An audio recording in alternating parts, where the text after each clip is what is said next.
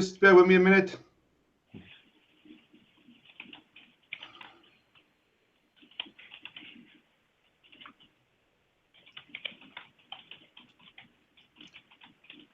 Good evening, everyone. Just bear with me 2 seconds.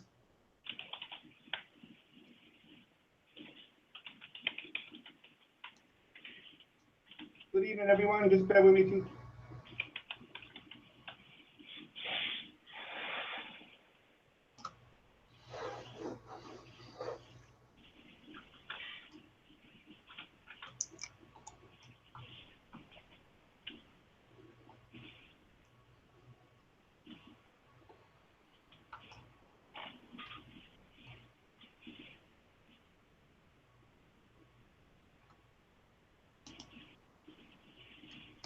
Just 2 minutes, everyone. Just 2 minutes.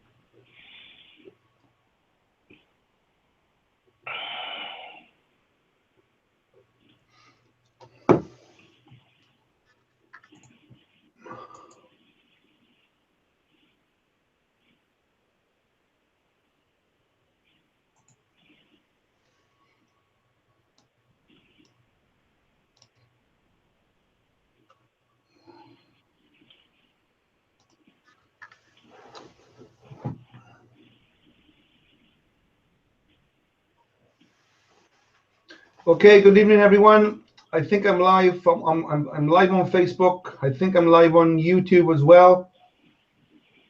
I've had some problems, guys. I'm trying to chop and change this new software I'm using. So just bear with me.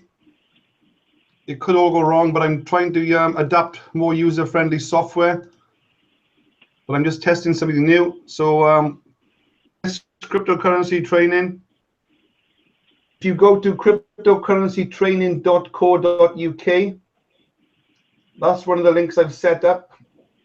Regular event, so that's cryptocurrencytraining.co.uk.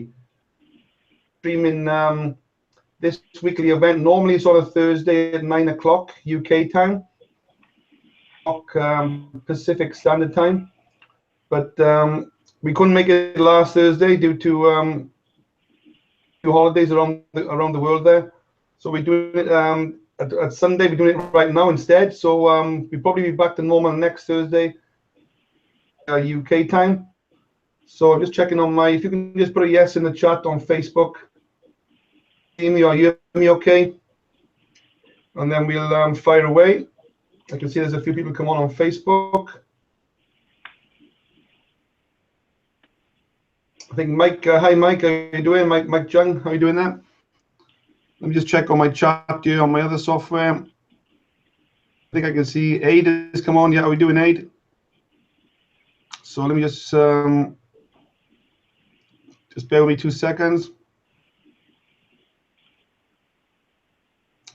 Yeah, okay, looks like we are live. So just a quick introduction for the people that don't know me. Thanks, Mike, you can hear me okay, that's great. Yeah, my name is Adrian Hibbert. I'm based in Cardiff, in South Wales in the UK. We do this weekly event, okay, on cryptocurrency. I'm a property expert. That's my main trade. I've been doing that for the last 20 years. But I've come on the internet in the last since 2008, looking for a make money online niche, and I've been involved in a few things. A lot of things have come and gone. Got to be very careful what you get involved with on the internet these days. but I've eventually found my sort of niche, my space, and that's cryptocurrency. I'm also involved in gold and silver as well, but that's another story, that's another event. But cryptocurrency is my focus. I got my risk spread in a number of different cryptocurrencies. I own a number of different altcoins, and that's going to be the subject tonight: cryptocurrency, Bitcoin, the blockchain, how to check if a cryptocurrency is for real, how to check, if there's a possibility that it may be a scam, and all about the blockchain, and how to check basically if what you're getting involved with is all for real and up to speed. So okay, hi Esther, thanks for the like. Hi Richman, thanks again on Facebook. So okay then, so I'm going to pass you, I got a cryptocurrency expert on the call with me, a guy called Gary Connor from AltCoin Today. He got his own website, his own online publication, as I said, AltCoin Today, and I've been working with Gary. I've known Gary for over a year now, and online wise, but we've only been working together the last couple of weeks since we've got involved with an altcoin called FuelCoin. So we're going to get into that quite shortly, but just going to talk about cryptocurrency in general first. We normally go on for about an hour. We'll try and get it done as fast as we can, especially because it's a Sunday. And then any questions you can put in the chat on either Facebook or on the site called cryptocurrencytraining.co.uk. Go to that page and there's a Q&A. There's a box there where you can log in on Twitter or Facebook or Google, and then you can put a question in the chat there as well. So in there as well, I can see Pavel there. How are you doing? I can see a few people coming on. That's enough from me. I'm going to pass you over to Gary. Gary Connor, he's an expert, and if you can just give a quick introduction to yourself, Gary, like we normally do, and why you got involved with cryptocurrency and Bitcoin back in the early days, and basically why you're still here now, and just introduce yourself. And as I just said, why did you get involved with Bitcoin back, I think it was 2011 or 2012, Gary? Over to you, Gary Connor. Appreciate it very much. Thank you, everybody, for joining us today. We're going to try to keep this a little bit shorter than normal, but I need to figure out how to get that feedback to stop. Sorry. Anyway, I got involved in Bitcoin because I recognized what it actually was very early on.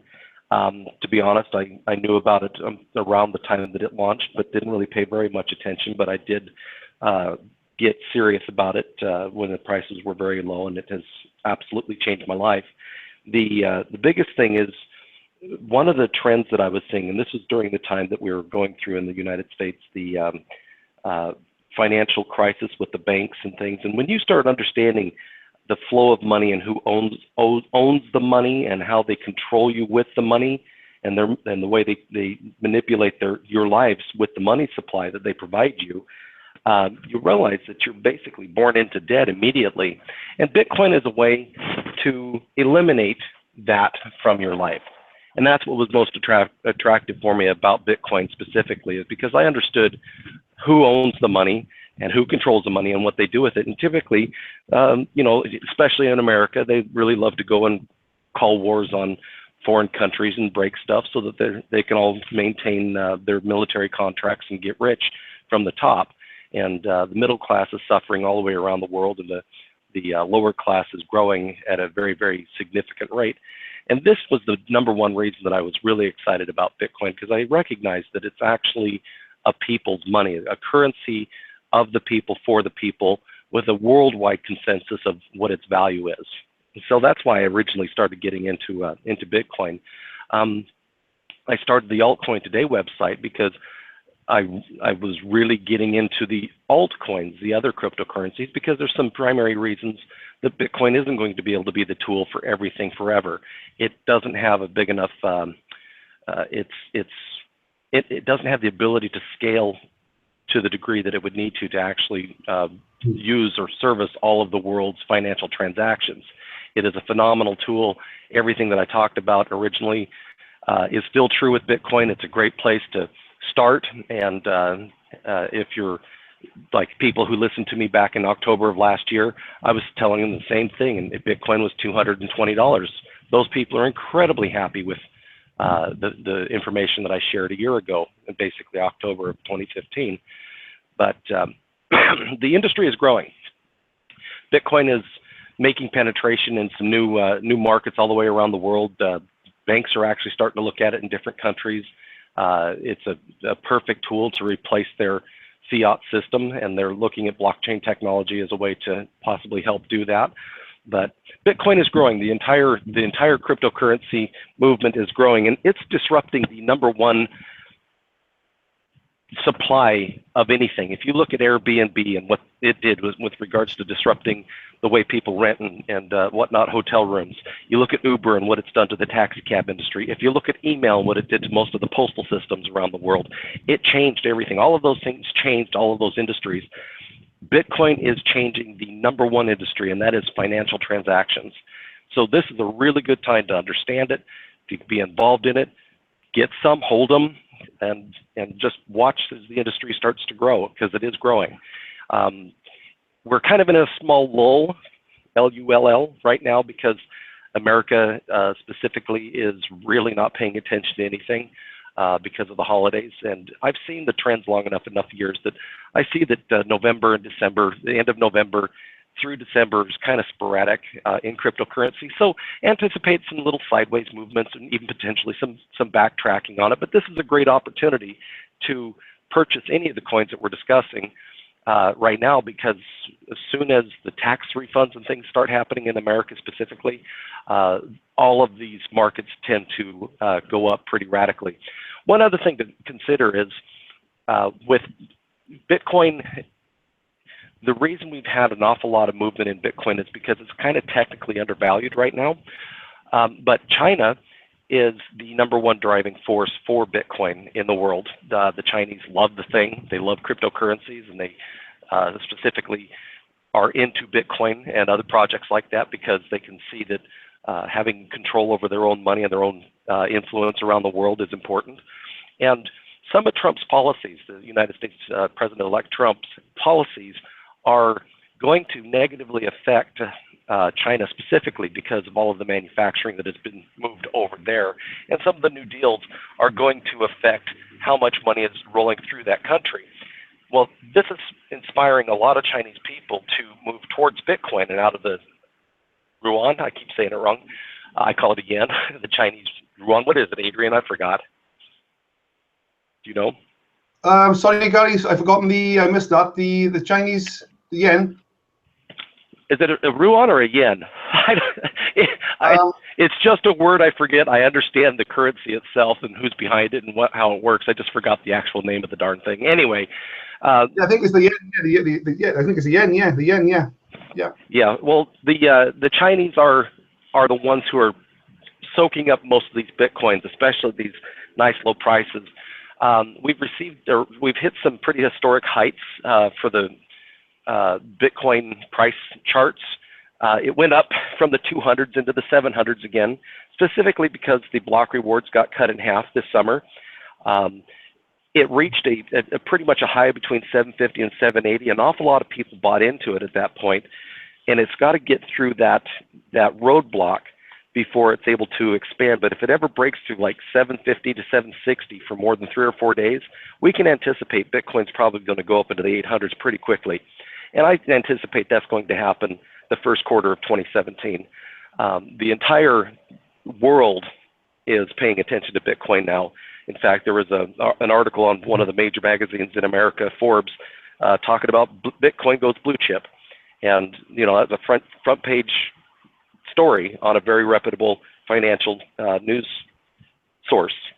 So Bitcoin is coming. Bitcoin is here.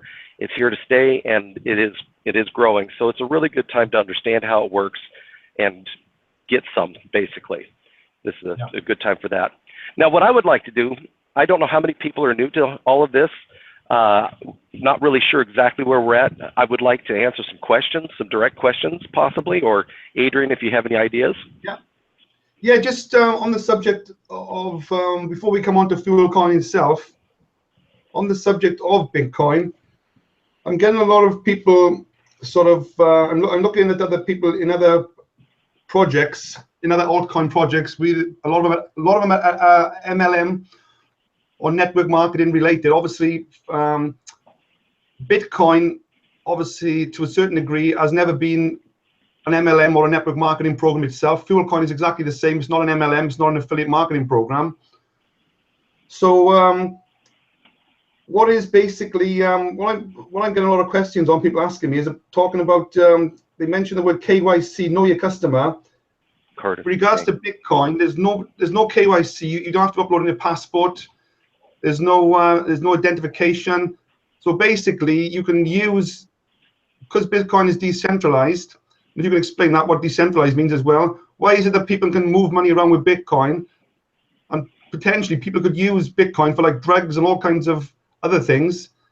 Will there ever be a stop to that, or would the government ever get involved in sort of, I'm assuming, making it centralized so they can't, you have to upload a passport or driver license or a utility bill to be able to use Bitcoin? Is that ever going to happen? As far as Bitcoin, the actual network itself, me sending Adrian Bitcoins from my personal wallet, there will never be a way that the government could ever step in the middle of that transaction. They're already working with exchanges and other places that are a gateway between the fiat dollars in different countries for know your customer, the KYC stuff.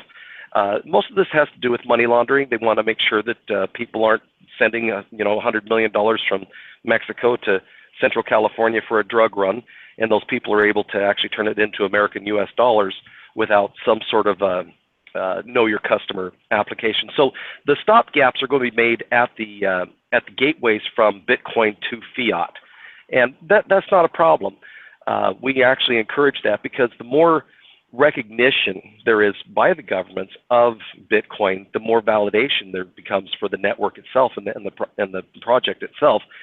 Now, will they ever be able to actually stop everything in Bitcoin? The answer is a resounding no. There's no way they can control. This is why it's decentralized. There is no one source to manipulate Bitcoins flowing on the blockchain. You just simply can't. The only places that you can jump in there from a governmental body standpoint is at the gateways that turn Bitcoins into fiat. Like Coinbase here in America, you can link it to your actual checking account, and I believe that's also true in the UK. You can link it to your actual banking account, your checking account, and if you need some actual fiat dollars, you just sell some Bitcoins and they immediately, or pretty immediately, deposit the funds into your checking account, just like PayPal does. That's where the governments are at, and that's where the regulations are at, and that's where the know your customer stuff is at. But if there's, and there will be coming, merchants all over the world that accept Bitcoin all by itself, there's nothing that anybody can do about you sending Bitcoins in to buy a TV or to buy groceries at a grocery store at a place that accepts Bitcoin, because they just don't have the ability to regulate it at that level. But they're going to do a pretty good job on the open exchanges, like Bittrex is an exchange where you can purchase cryptocurrencies with Bitcoin. They're going to be doing know your customer and regulations in that space, not on the actual blockchain level. They can't. That's why it's decentralized.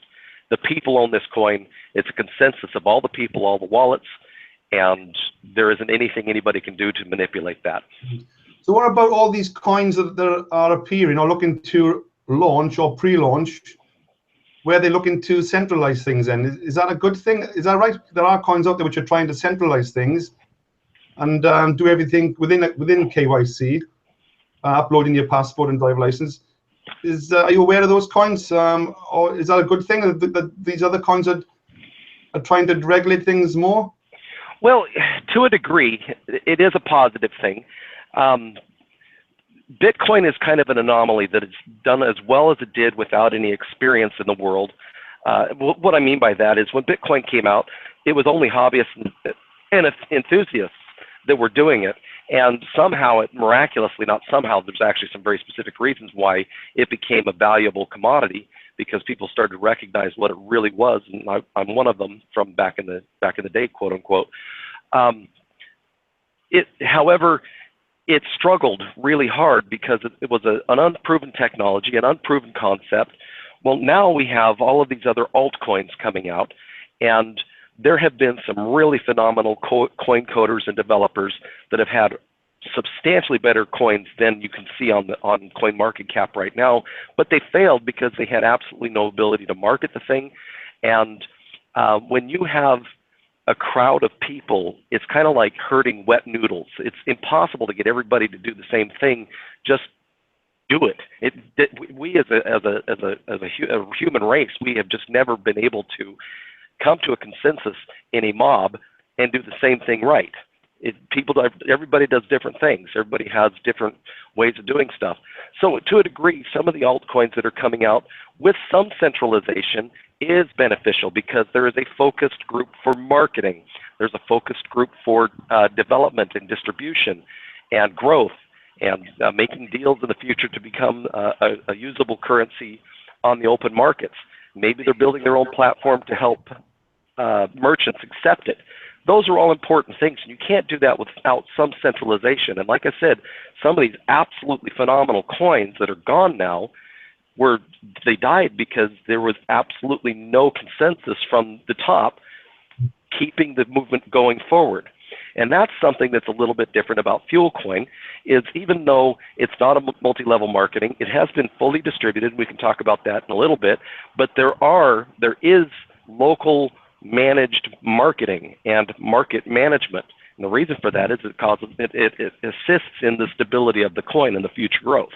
And there's other coins that are coming out that they have their whole know your customer stuff. Well, the reason is because they're actually exchanging people's fiat dollars for cryptocurrencies. Just as I was saying, that's where the government's going to do most of its regulating, is at the portal from fiat to cryptocurrencies. And these other coins coming out that are doing this, they're doing that because they don't want to get in trouble for money laundering.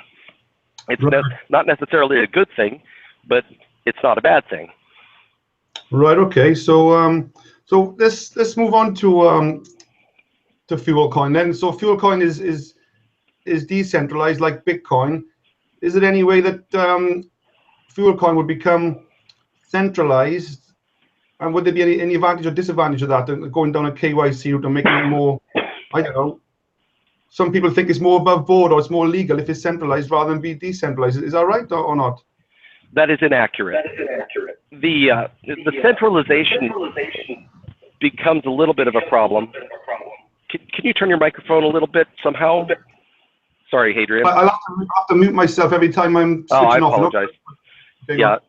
Anyway, Bitcoin, the problem with centralization is that there becomes a focus point for control.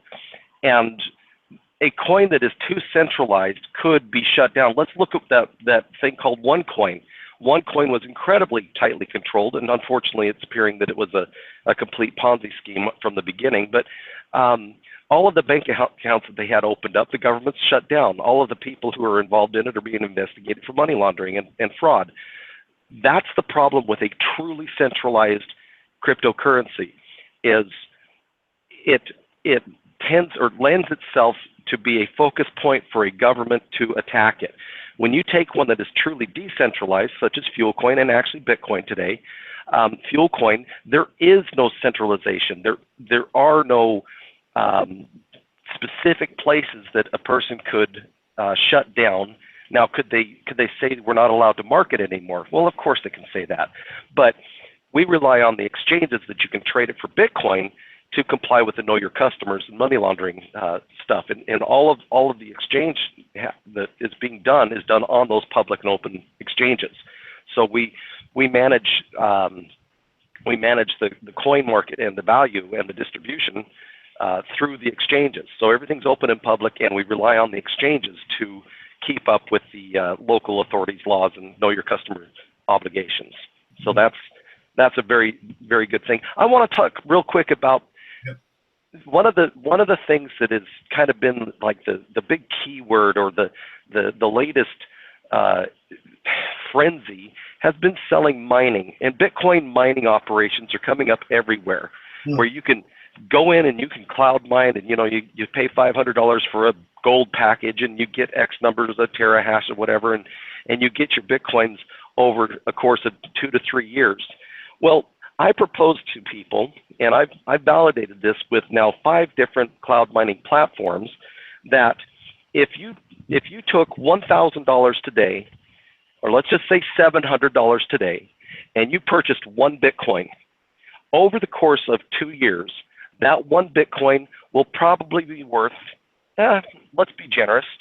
Let's be a little moderate, actually. $2,500 in 3 years. One Bitcoin, $2,500. If you use that same $700 and you buy a mining package, you're probably going to only have 0.35 or 0.4 of a Bitcoin. You're going to get your $700 back. You might even get $800 back, but you're not going to have one full Bitcoin. So you're better off just to go buy the Bitcoins than to try to mine it. You're going to make a small profit on your mining activity, yes, but is it as good as if you had just purchased the Bitcoins itself? You know, I looked at one that cost $5,000 in October, and I bought one just because I like to test things like that. I have generated about 3.5 Bitcoin. Well, if I had purchased $5,000 worth of Bitcoin, I wouldn't be sitting here just about close to the $2,000 or $3,000 mark of mined coins.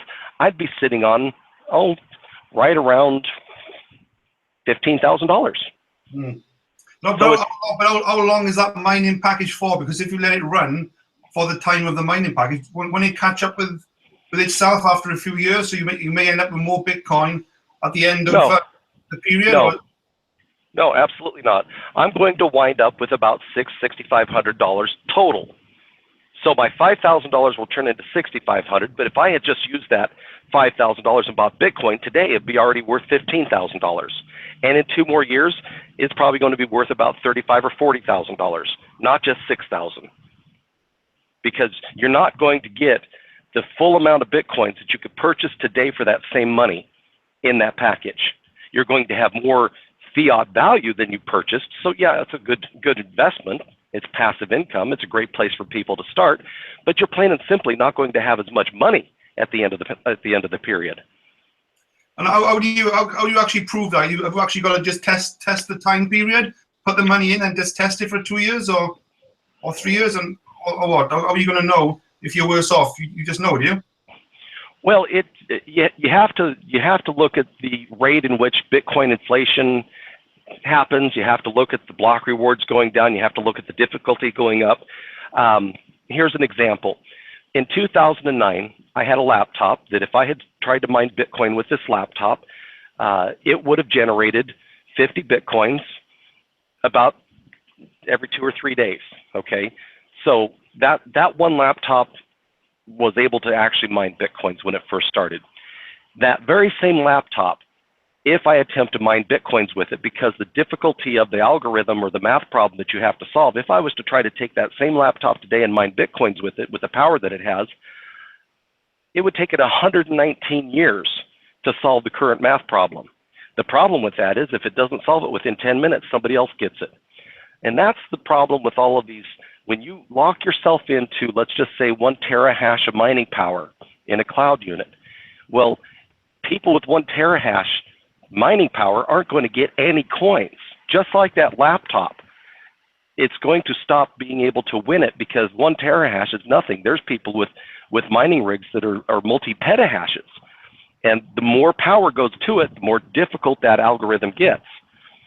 And so over time, you're going to receive less and less and less rewards until you ultimately receive 0 rewards.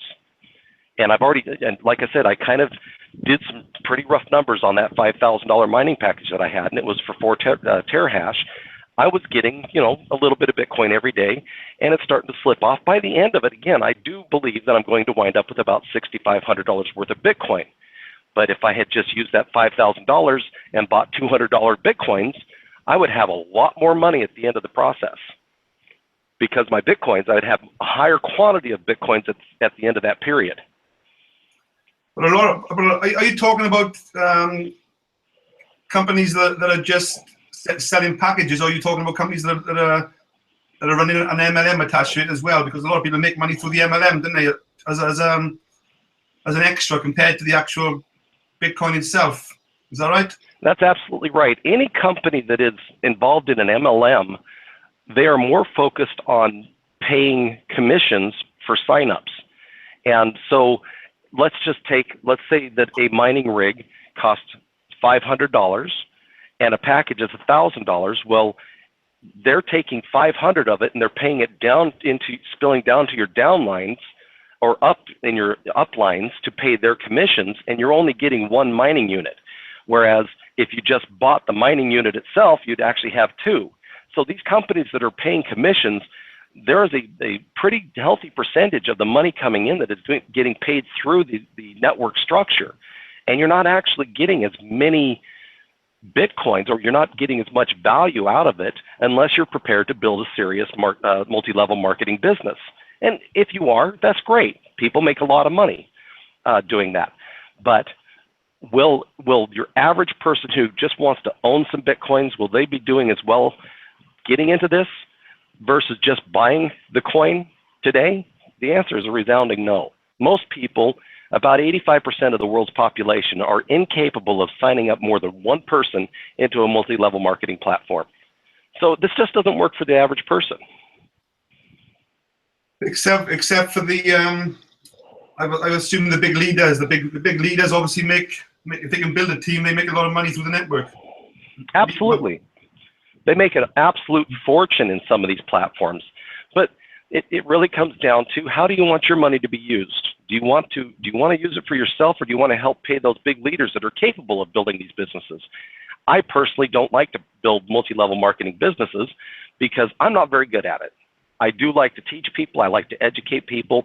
I don't necessarily want to get commissions through a multi-level marketing structure to do it. One huge thing about FuelCoin is the fact that this is not a multi-level marketing business. However, everybody who brings anybody in passively earns because the value of the coin goes up.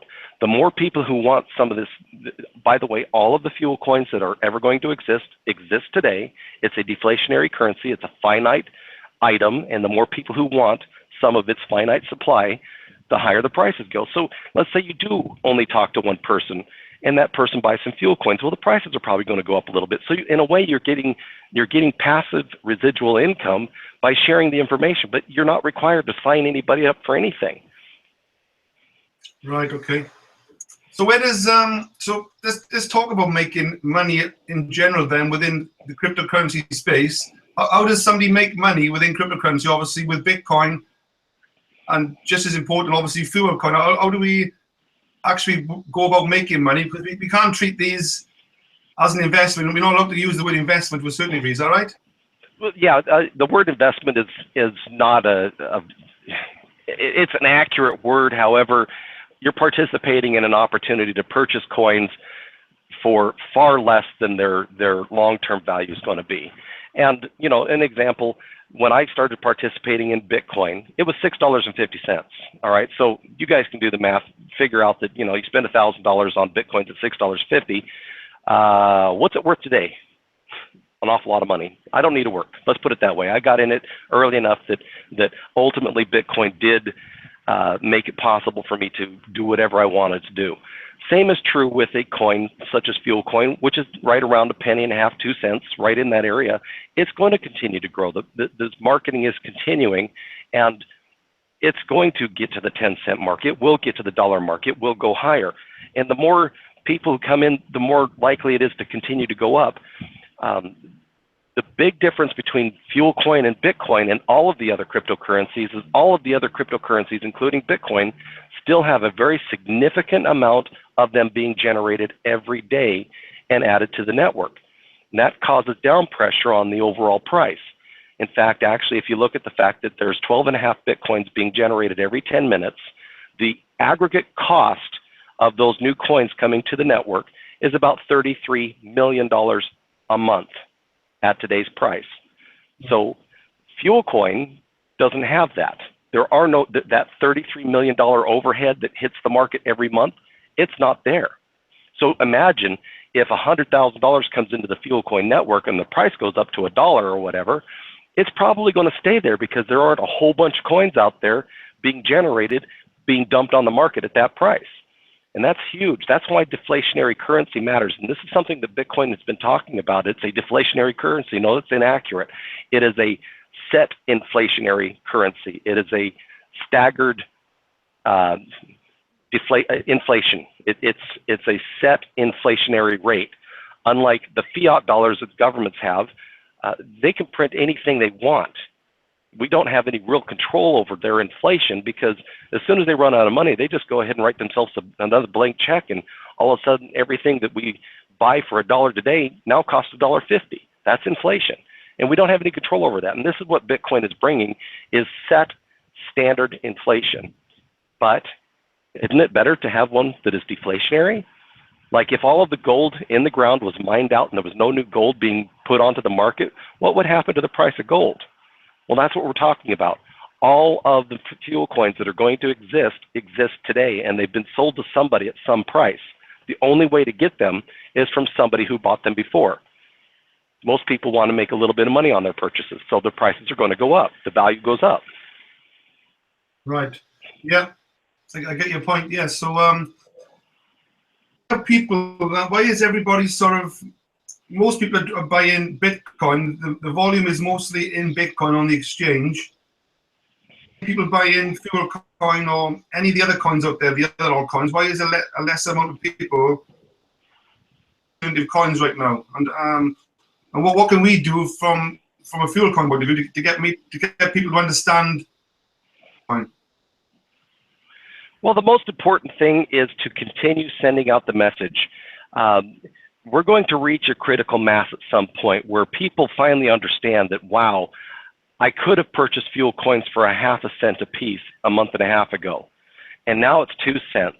And then when it goes to 5 cents, geez golly, I could have bought those for 2.5 cents a couple of months ago.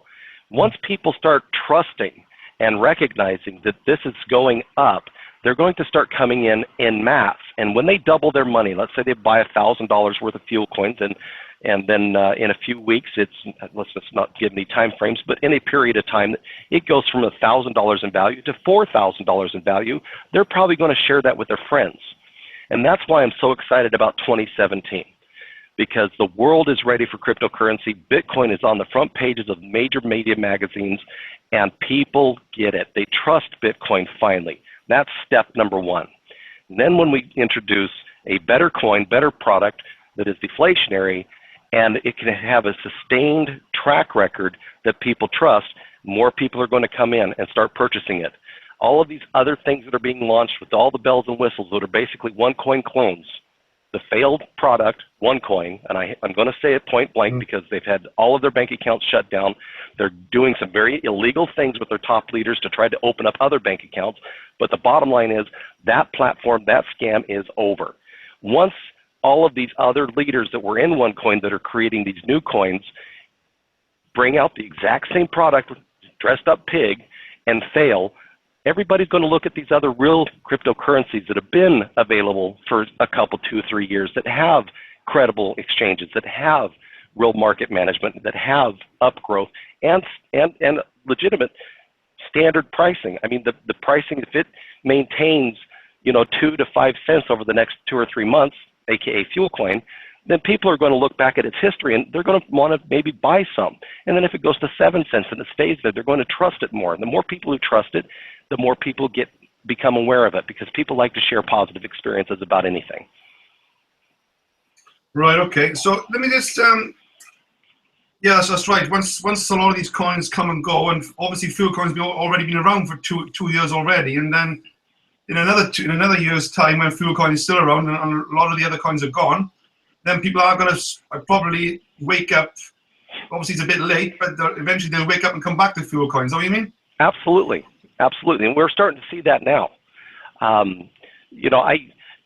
There were several times Bitcoin had a real tough time in 2014, 2015, because it spiked up to that $1,200 mark, and just every month after that, it was losing value.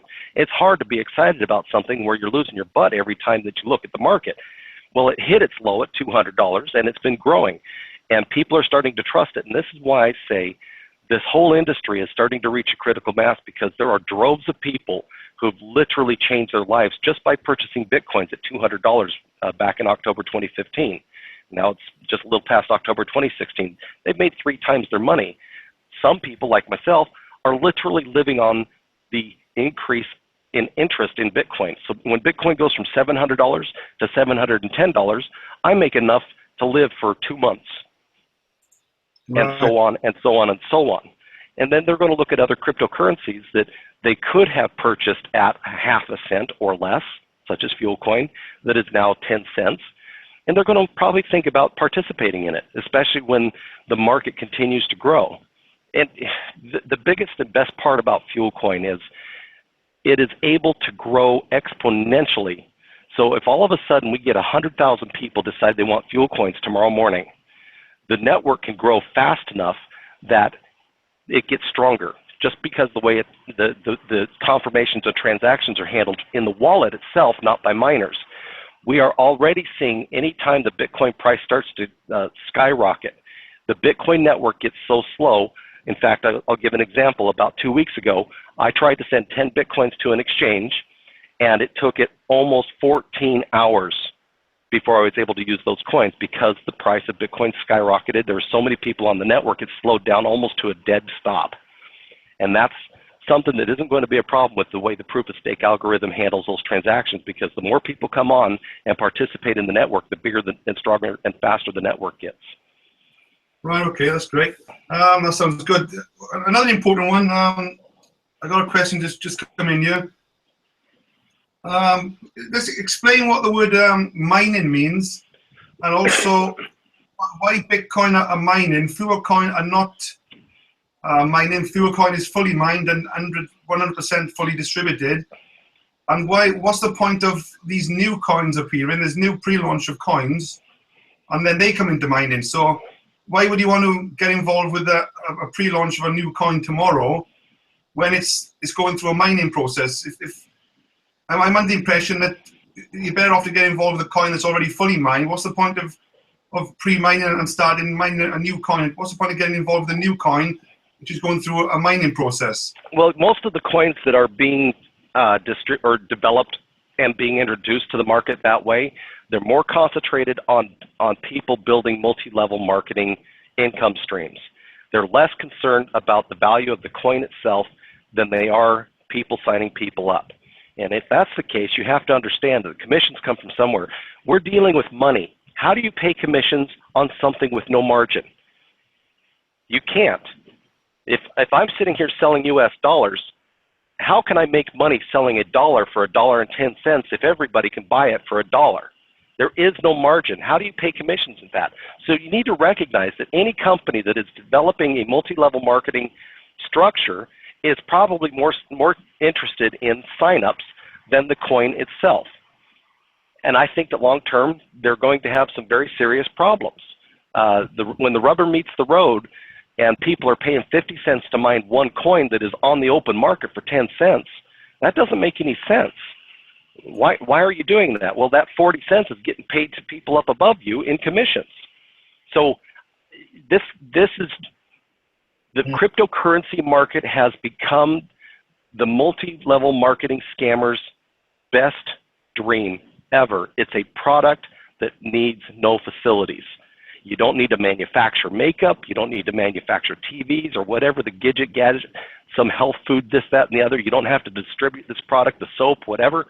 It has no inventory, and it's really inexpensive to create, relatively speaking, and you can start selling the thing. So I think that we're going to see an awful lot of, I don't want to say the word scam. There's some very, very honest people, very good intentions, but I don't think the models will pan out long term. Because as soon as people stop signing people up, then it all implodes. And we saw that with OneCoin. Right. Another question just come in. I think you may have already answered it, but I probably asked the question as well, but looks of it. What's the point of mining a coin? Is there any point in mining a coin anymore? Obviously, Bitcoin is still mining. So Bitcoin is number one. They have to finish doing what they do, and they have to finish mining. I think Bitcoin around 15 million already. They have to finish 21 million mine coins. But what's the point of mining on all these other new coins then? Well, it's one of the greatest things.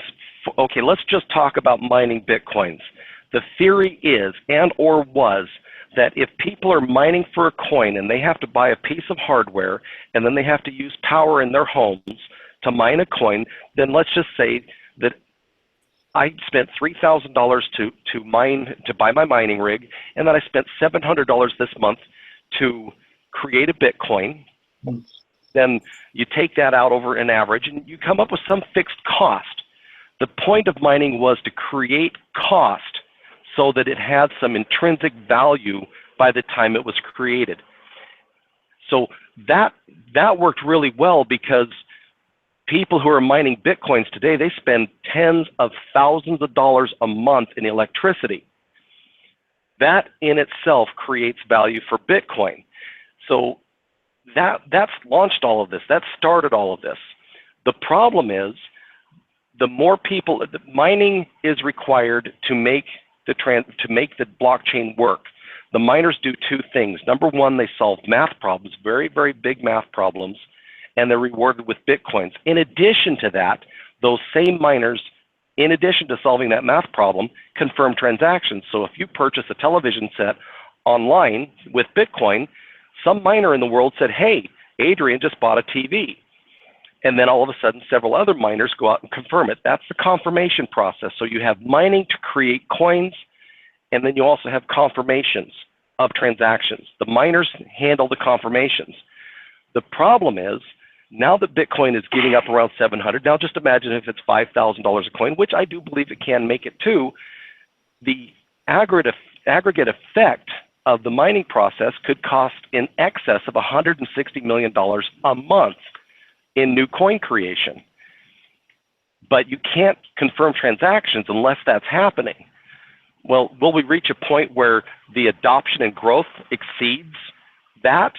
Yes, we've done that several times. That's the reason that Bitcoin went down to $200, because too many coins are entering the market and it pushed the price down to $200. It's taking off like wildfire, and it's continuing to grow. And I do believe that in 2017, I think we're going to see an over $1,000 Bitcoin. But we always have new coins coming to the market to pay for that electricity to confirm transactions. That is actually a problem. And that's the reason that the transaction confirmation process was switched from the miners to the wallets. Anybody who owns, and that's the proof of stake algorithm, anybody who owns, let's say, a fuel coin, there's several other proof of stake coins out there, anybody who owns some fuel coins will help process transactions, just like the miners did. But there's no overhead. It costs the network nothing for all of these wallets to confirm transactions. One other problem with mining is, again, mass adoption, rapid adoption. If 10,000 people all of a sudden in a 1 hour period decide they want to purchase and buy Bitcoins, all of these physical mining operations have to help them confirm those transactions. It takes between 2 and 4 weeks for the network, these miners, to purchase hardware, launch them on the mining network to accommodate all of these new people. And that's why it gets really slow when there's a lot of activity on the blockchain for Bitcoin. Whereas a proof of stake coin like Fuel Coin, all of those people who want to participate in a 1 hour period, all of them get a wallet. They all suddenly are helping confirm transactions, and the network just grew instantaneously. And that was one of the main reasons that this concept was created. Now, you got to remember that Satoshi came up with the world's most amazing cryptography platform and algorithm called the blockchain technology. A lot of theories were used, including the mining. Is this a sustainable thing? It may not be a sustainable thing.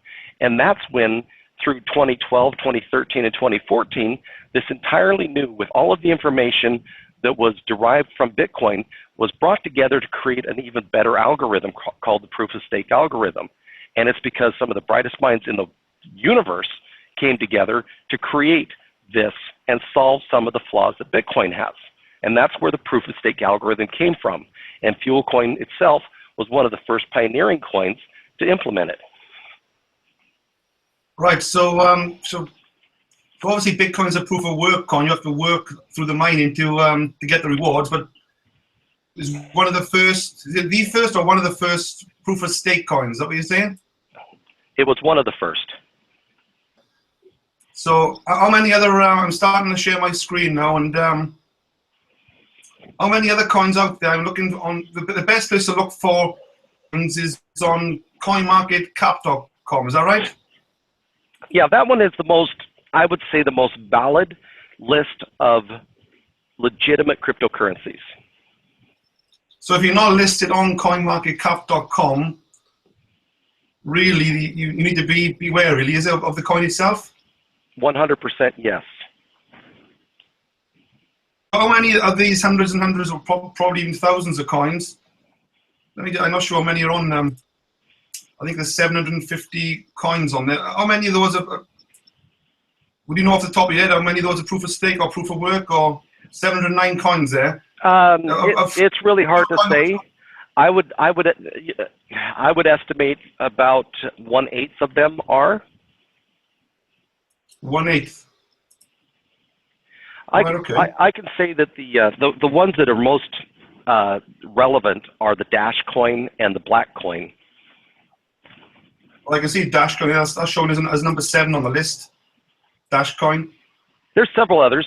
Now, again, which one do you choose? Well, to be honest with you, I'm crypto neutral also, even though I do talk about Fuel Coin. I'm most excited about it because it has overcome some very significant and tremendous milestones. Number one is being fully distributed.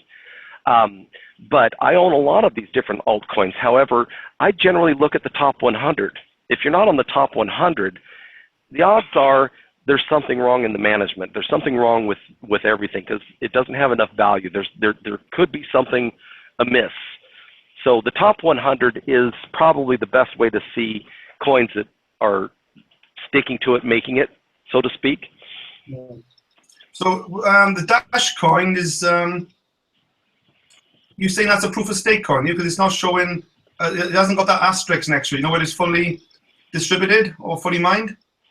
Well, the proof of stake can be handled in two ways. You can create the entire supply in block number 1, or you can actually, through the proof of stake algorithm, continue to distribute coins until eternity by people holding wallets. People who have more coins that are old on their wallets will get more of the proof of stake, the stake rewards. And typically, if they're not completely pre-mined, their staking rewards are significantly higher, so that people are actually leaving their wallets on and open. This may be a little deep for people. I'd almost kind of like to avoid it, but I'll just say that there's all kinds of ways to distribute coins. And most all of the coins on that list are still being distributed at some rate. Fuel Coin is the only one, and it was crazy when the concept was come up with 100% pre-mined and market it out and sell it to somebody, all of the coins, get all of the pre-mined sold to people, not in an MLM structure, and get it distributed that way. I was involved at that point with it, and there were people around the world that were literally laughing their proverbial butts off of the concept. We did it. It was done. And so it's got about a 2.5-year minimum advantage over any other cryptocurrency coming to market today to reach that status, at least a 2.5-year advantage. Right, okay, that's good to hear. Just explain, I'm going to show my screen on my laptop. I'm just going to take my camera off here, and I'm not sure if this is going to work. But I'm showing my external wallet now on my Windows, and I'm getting free coins come into my account sometimes every minute, sometimes even every second. Now I'm getting hundreds and hundreds of these coins come in, you know, every minute of the day. And this is not a mine process. This is what they call a staking process. Is that right? How am I able to get all these free coins coming into my wallet? How does that work? Well, this is the best part about the proof of stake algorithm. There are very, very small fees for sending transactions. Let's say I want to send somebody listening today 100 fuel coins. When I tell it to send, it's going to charge me about 1/100 of a penny.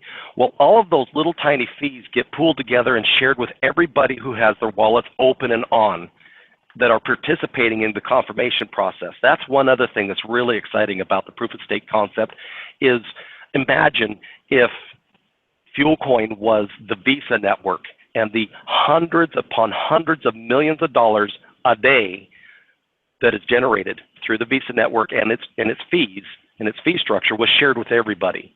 That's how this works.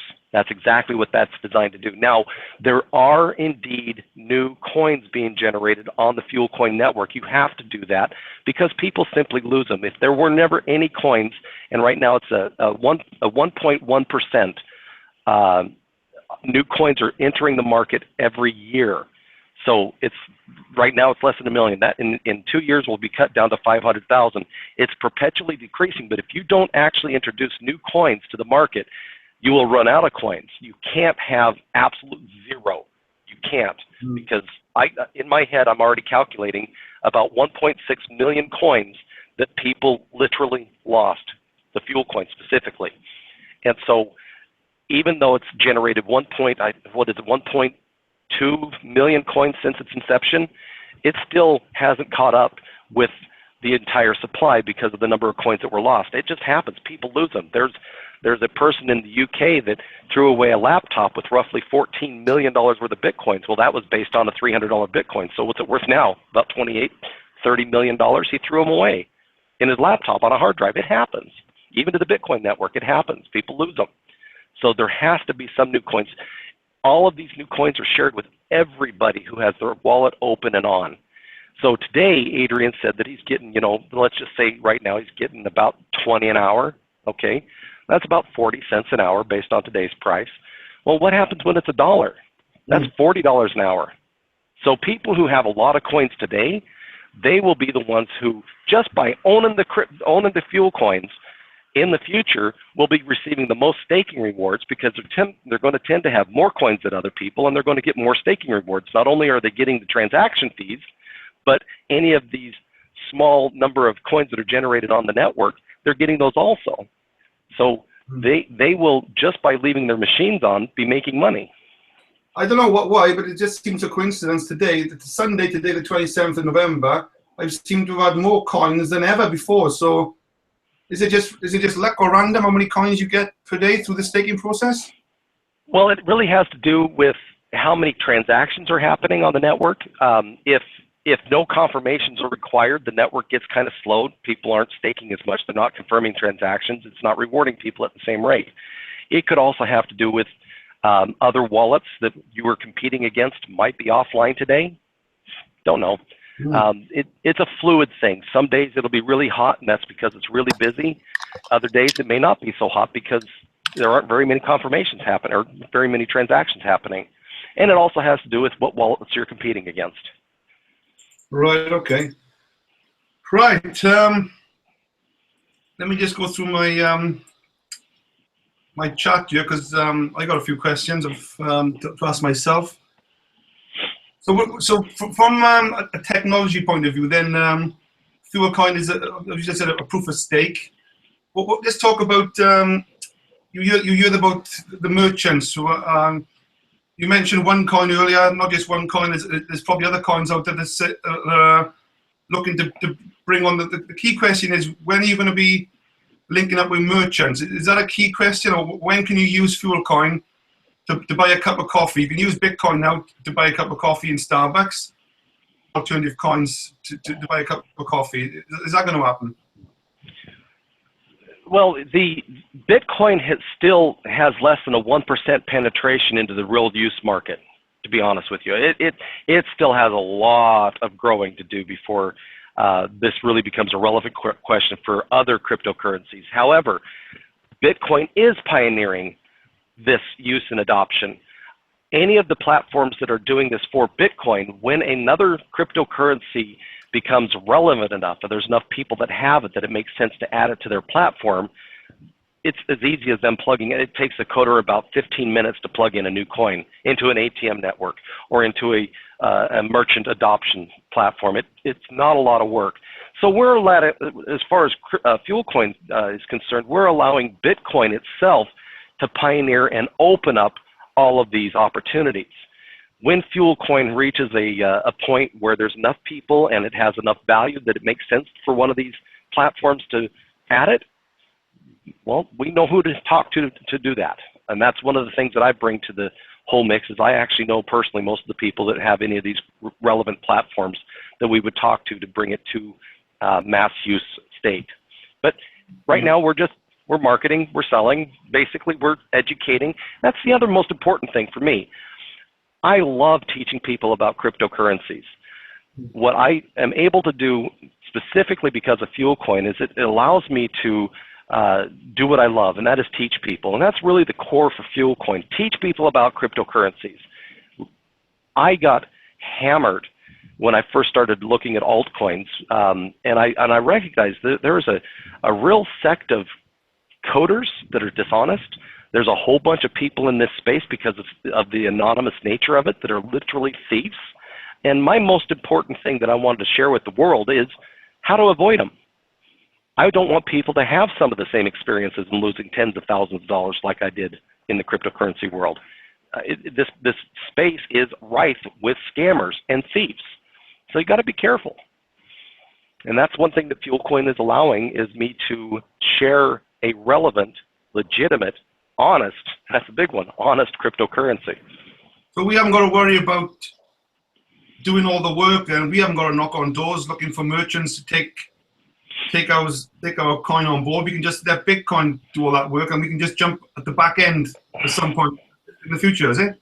That's absolutely right. Just like people are able to go into a store. I happen to be old enough that I remember when Visa, American Express, Discover, and MasterCard, and Chevron, actually a gasoline card, they all had separate vendors. They all had separate portals, and you had to select, or you had to drive around town looking for who accepted Visa, who accepted American Express, who accepted Discover card. Actually, the first one was Diners Club. And so eventually they came up with this multi-platform processing device that allowed you to do American Express, MasterCard, and Visa. All right. Well, the same thing is true with Bitcoin. Right now, you need to look to figure out where you can actually use your Bitcoins. Eventually, almost everybody's going to accept Bitcoin. Well, then those exact same tools and utilities, you'll be able to use FuelCoin or Ripple or Ethereum. Ethereum's actually not going to go there probably, but the point is, just like Visa and MasterCard are typically able to be used together on the same machine, they're totally different platforms. The same is true with cryptocurrencies. If it accepts Bitcoin, Apple Pay, or Google Pay, then it is totally foreseeable that it could accept FuelCoin, Ripple, Dash, Dark, multi-cryptocurrency platforms. And it's really easy. So right now we're allowing Bitcoin to answer that question. So we haven't got to worry about spending millions of dollars technology-wise on the likes of trying to compete with Apple Pay and Google Pay. We haven't got to worry about that. We can let them spend all their money, can we? Absolutely. What's happening is a migration from fiat dollars, the green American money or the euros that you have in your pocket, British Scott pounds, whatever you have that you carry around in your wallet. People are already doing digital money. I can't even tell you how many people I talk to who don't understand cryptocurrency, but they haven't touched a physical dollar bill in years. They do their Visa card. They do the debit cards. They have auto direct deposit and things. We're already using digital money, but it's controlled by the banks and the governments, and they always charge fees, and they put limitations on who you can use, what you can use, and things like that. I mean, there's check cashing places all over America for people who are disenfranchised from the banking system because they happen to rent a movie at Redbox, and it bounced their banking account, and they got $300 in fees, and all of a sudden they lose their checking accounts. That's the problem. You don't have to ask permission to use the Bitcoin or a blockchain network or a cryptocurrency network. You just get a wallet, and all of a sudden you're part of the banking system. There is no age limit. There is no approval or denial. Anybody can use it, and that's why this matters. It gives the control back to the people. It takes it away from the banks and governments.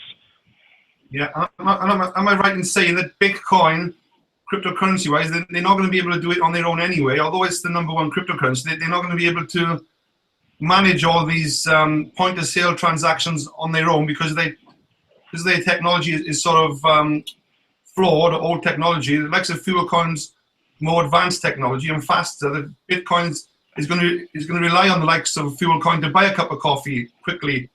Is that right? Well, what's going to happen, as I mentioned, one of the flaws with Bitcoin is how many transactions it can process in a block.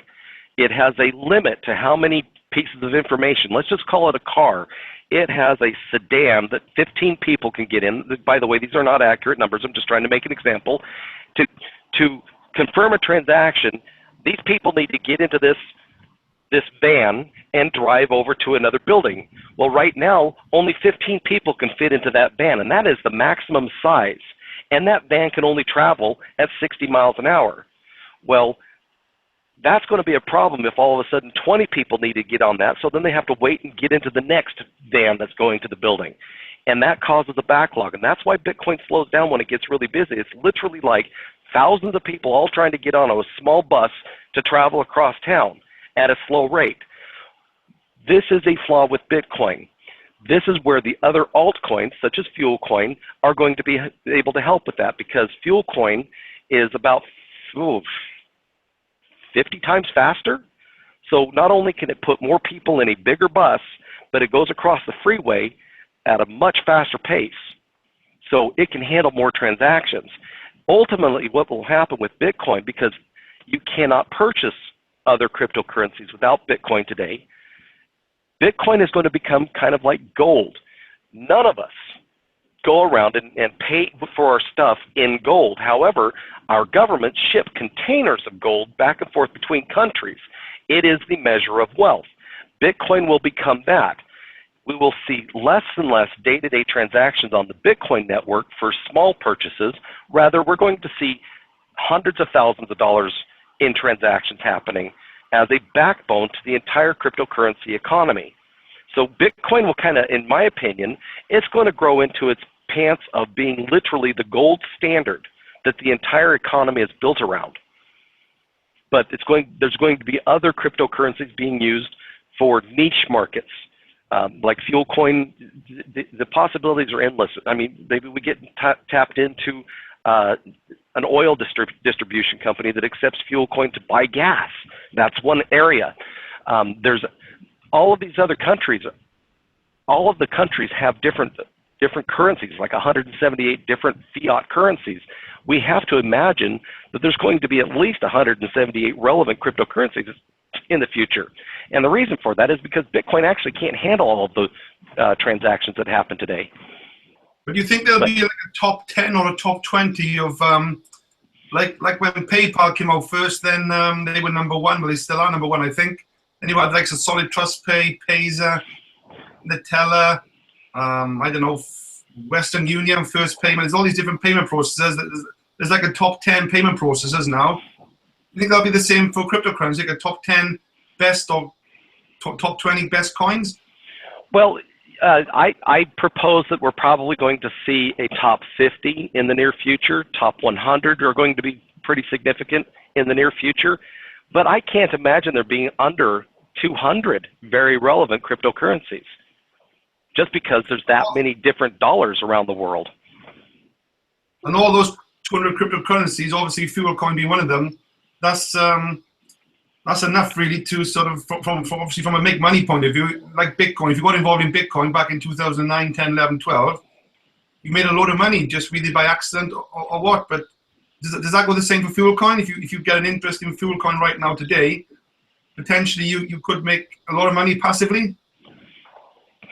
I believe the resounding answer is yes. Now, I want to also talk about PayPal, just to look at what type of an industry we're tapping into. I mentioned Airbnb disrupting the hotel networks. I mentioned Uber disrupting the way people get and use taxi cabs. Those are multi-billion-dollar concepts in two small industries. PayPal isn't even scratching the surface of money movement, and Elon Musk is worth billions of dollars.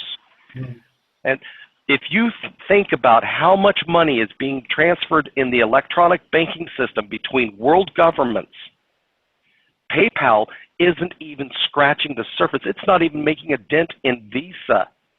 Visa isn't even touching the real dollars being passed around the world.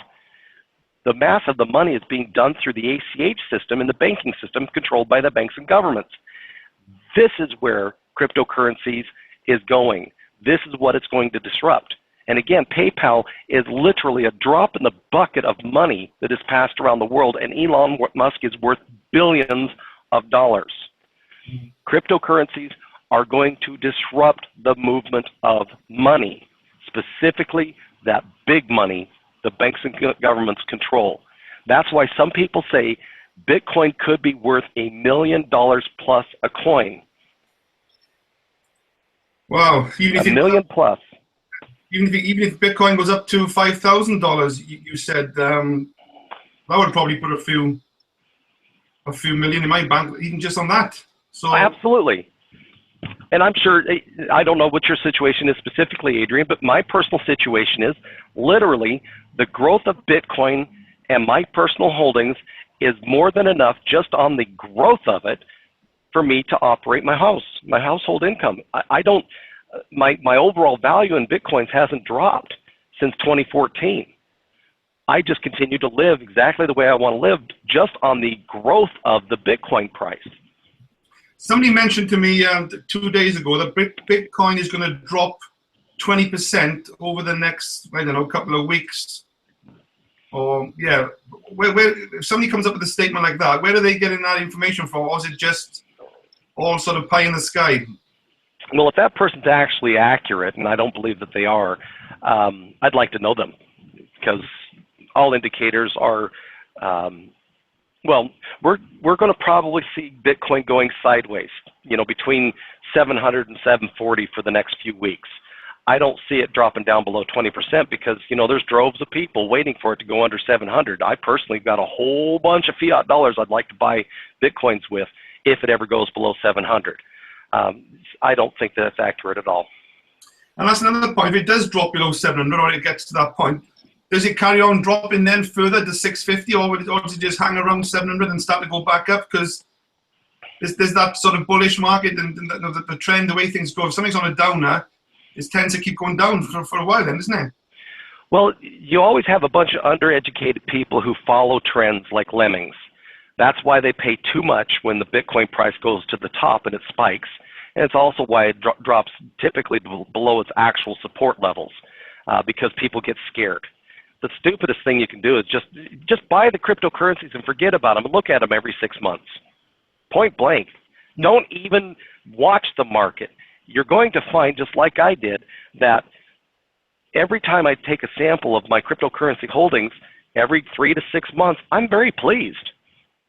If you watch it, it's going to cause you to fall into the lemming category where you're going to follow the wrong trends. If it's spiking and you get excited and you think you're going to make a whole bunch of money, you're typically the one who's buying at retail, and it is going to pull back. And if it pulls back a little bit, you're probably the person who's going to run in there to save the money that you put in, cut your losses, etc., and you're going to cause it to go way down below what it's supposed to be.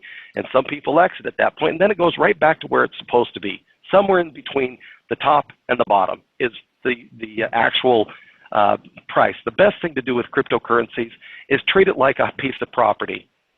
You buy it and you forget about it. That's the best advice I have, because year after year, month after month, all cryptocurrencies have been tending to be positive. Right. Okay, and let's just talk about obviously fuel coin. Now, if you want to buy fuel coin, you have to own Bitcoin. You have to buy Bitcoin first, and then you have to go to set up an account with on Bittrex, bittrex.com. I'm sharing my screen right now. So you have to set up an account on bittrex.com, and then you have to send your Bitcoins from whichever wallet you're holding your Bitcoins into bittrex.com, and then once you've got the Bitcoin inside of Bittrex, then you can start buying fuel coins. Is that right? That is correct. That is correct. It also, there is an opportunity for people to actually make money by doing like Adrian's doing, like myself and a few other people around the world. Not a few. There's actually about a dozen that are actually bringing groups together and sharing fuel coin. It is an opportunity. And I made a statement. How do you pay commissions on something with no margin? Well, the way that FuelCoin is being managed right now, people are able to purchase directly from Adrian, and those Bitcoins are used on the market. Well, believe it or not, there's actually money to be made. There are certain times during the day that there are some silly people who sell fuel coins for way under what it's marketed at, and we actually make a little bit of money. That's what day traders do. They play the swings and they make a living playing the swings in a market. We are playing those swings in the market, and we're able to actually make a little bit of money, and we share that to direct distributors. So we're able to pay commissions because we're actually making money. And direct distributors can become, if you are sharing that and you're bringing orders in and you're working with Adrian, then you're able to actually receive some commissions. And you can talk to Adrian privately about that. But we are actually making money. Yeah, that's a good point, guys. If you want to make any this is not an MLM or an affiliate program, but Gary is willing to pay out a certain amount of rewards in FuelCoin if you bring people into the FuelCoin itself. So if you go out there and advertise FuelCoin and a marketing plan in place like I'm doing, I'm using Facebook, LinkedIn, Twitter, etc. It's well worth giving me a ring, because I'm looking for at least 10 people like myself in different parts of the world. You know, obviously I'm in the UK.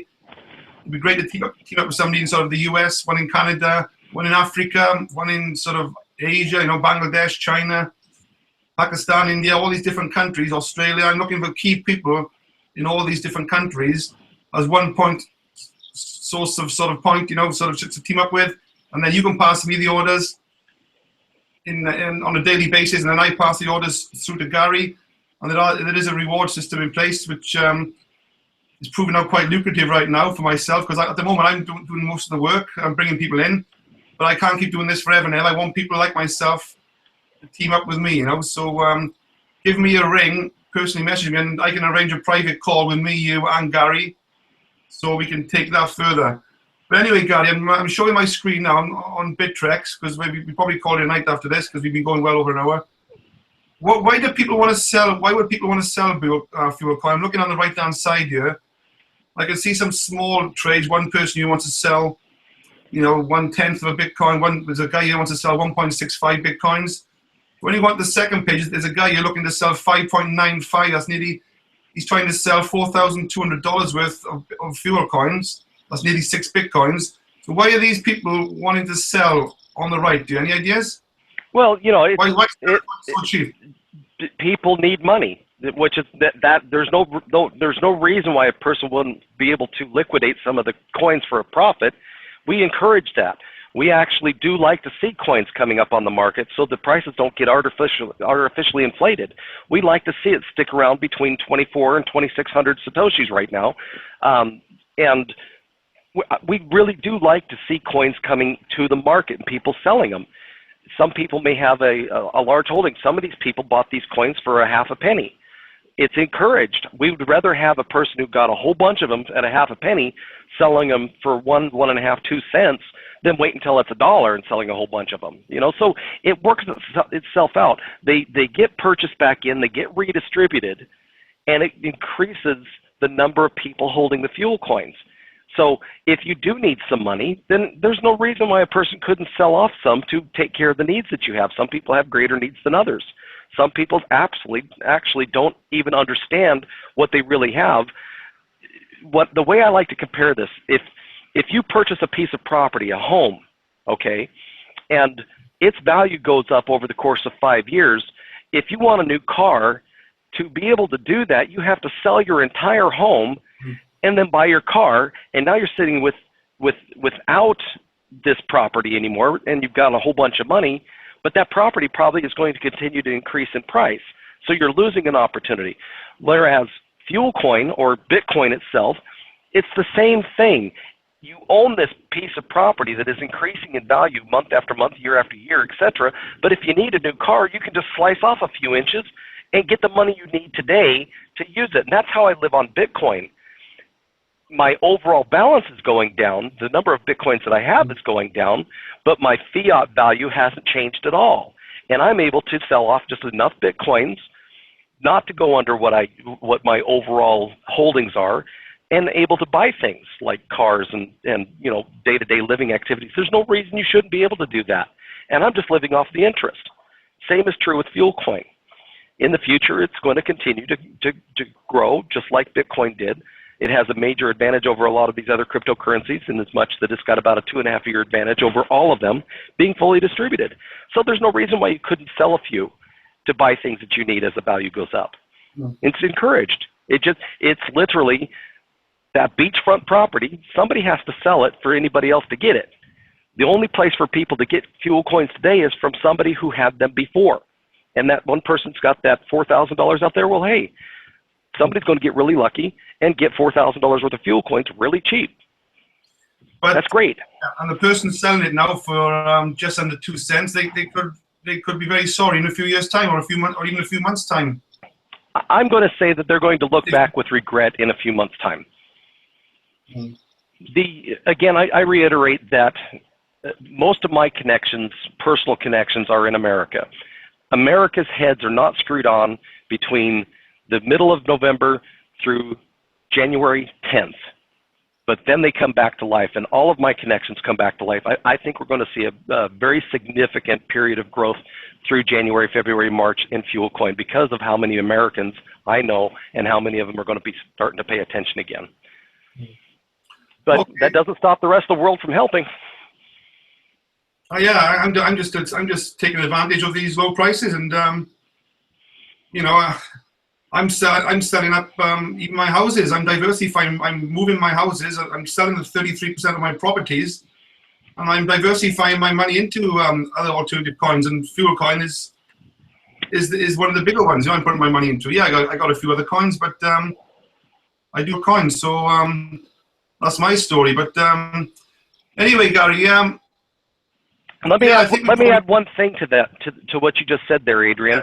Yeah. Some people ask, well, why wouldn't people like Adrian, who bought an awful lot of them early on really cheap, why wouldn't he sell them all at once and destroy the market?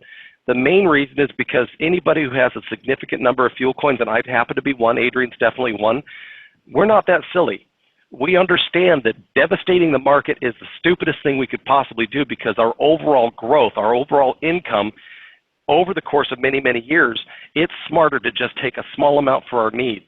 We don't want to sell that entire house and lose the opportunity for it to make money in the future. Nobody with a large number of fuel coins feels that. It feels exactly the same way Adrian and I do. They're not that stupid. So if there are large wallets out there, these people understand what they really have. And they're not going to be so stupid to wait until it gets to $1 and sell all of them for $1 million. You know, let's say they have 1 million coins. They're not going to sell all of them for $1 million and be out. Why would they? They went from $10,000 purchase to $1 million. Well, they want to wait until it's 2 million, 3 million, 4 million, and so on, because it will. If we get to 5 cents, we are going to go to 10 cents. If it goes to 10, it's absolutely going to 25. If it goes to 25, it'll probably very quickly go to $1. It will reach a critical mass, just like Bitcoin did. You were saying once the hard work is getting up to 20 cents, but after that, it's probably going to be a lot easier because we've proved ourselves. Is that right? That's absolutely right. We are not even trying to talk to the actual flow of cryptocurrency trading today. We are avoiding people who know about Bitcoin and are day traders and or investors in Bitcoins and cryptocurrencies. But once we reach a critical mass, there's literally $70 million a day being traded hands in Bitcoins. A lot of that could flow over towards the fuel coin market. And that we don't know when that day will be.